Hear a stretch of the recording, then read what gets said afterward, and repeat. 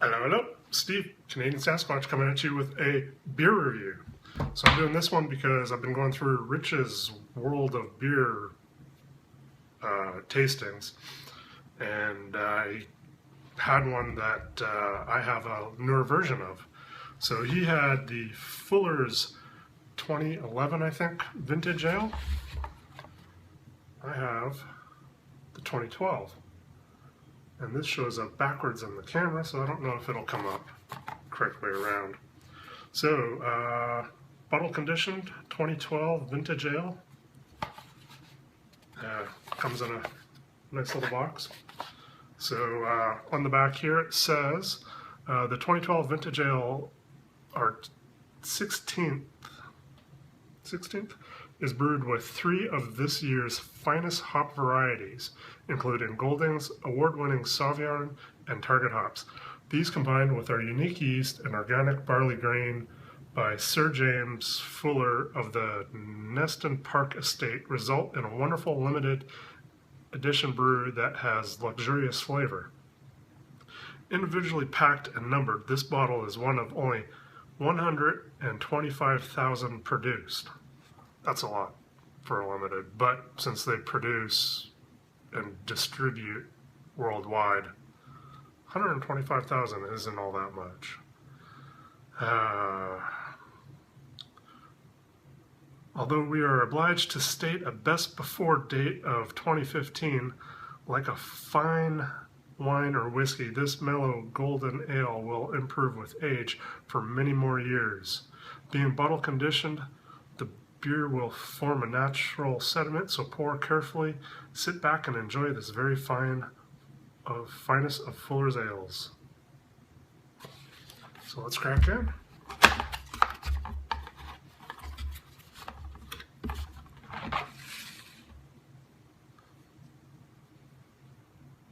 The lighting here kind of sucks. Let's see if I can change this a little bit. There we go. Fuller's Ale. So I have bottle number 119102. So getting close to the end of the number of bottles I have.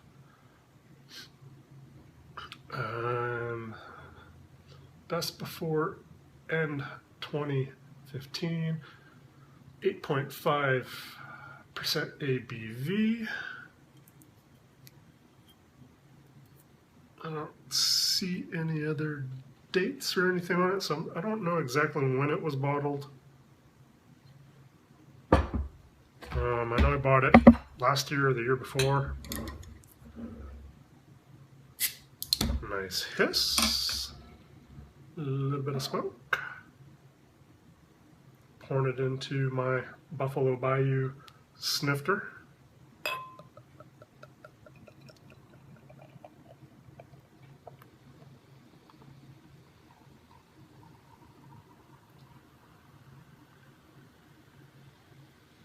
I'm not getting the pouring camera. Alright, so there's the pour. It is crystal clear. It is carbonated. There's some stuff on the bottom. Alright, so let's get an aroma. It has that classic Fuller's smell. To anybody who's ever had like a Fuller's ESB or a Fuller's London Pride, or it has that classic,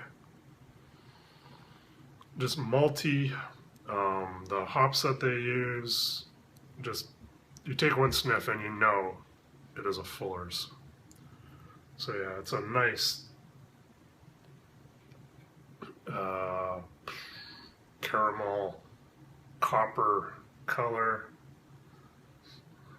Nice head on that. Little tight bubbles. Can we actually do something like this? Oh yeah. So yeah, let's go ahead and get a taste on this bad boy. Cheers everybody. Cheers Rich. Thanks for pushing me to crack this baby open.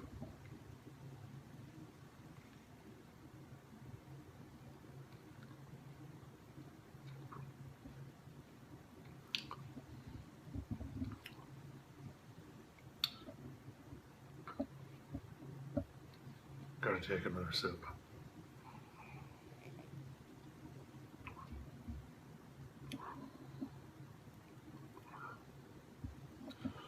Very, very caramel, like lots of caramel flavors in that.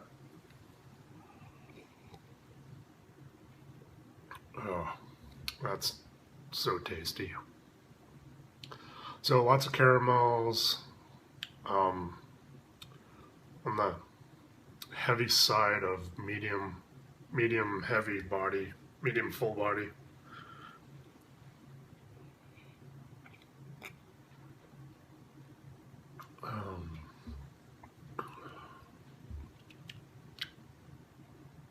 Getting some grassy notes on it.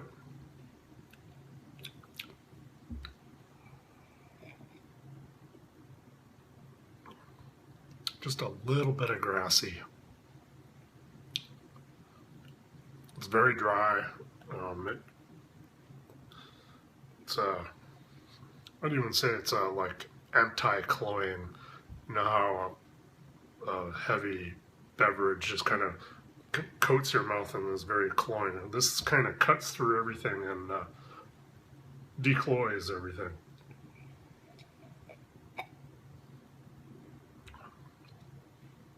Just kind of strips everything out of your mouth. It's very carbonated. Very carbonated.